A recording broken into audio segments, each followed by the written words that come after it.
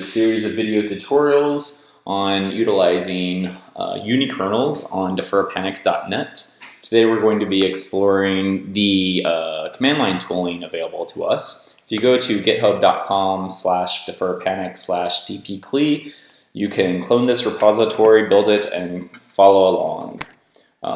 Let's go back to our terminal. Very first thing I did was I stuck my token into a RC file .dprc in my home directory, and this allows me to go ahead and play around with things. So we'll go ahead and start dpcli-new-name, and let's maybe say Rigel2, language Go, and source, we're going to point it at github.com/ibrig/natsd. I went ahead and forked natsd earlier today because we're wondering whether it would work as a unikernel. Turns out it does. So we can go ahead and edit our image. We immediately got it building in the background. I wanted to show you real quick though some of the changes I did. One feature that we exposed is this notion of a deferpanic.yaml script. If you show it, you see something that looks and acts a lot like a worker or a Travis kind of configuration file, where you can apt-get install, bundle install, npm install, you know, that sort of setup type of work that you might want to expose in a project. And so I've done that, and I made another change over there. Anyways, we can go ahead and view the log of our project that we cloned.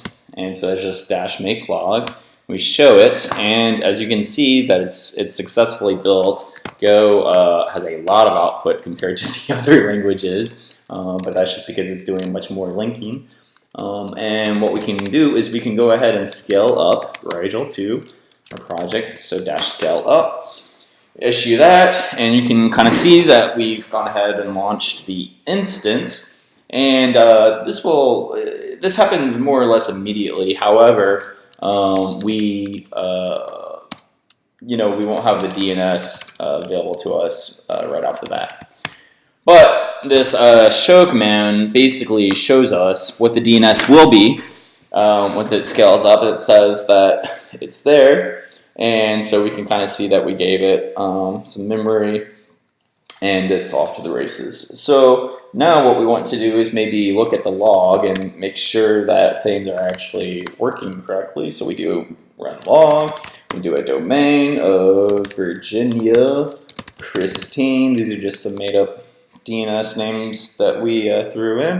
But if we get the log, you can kind of see right now that natsd is running version 0.8.2. And it's the server is ready. So natsd works as a unikernel today.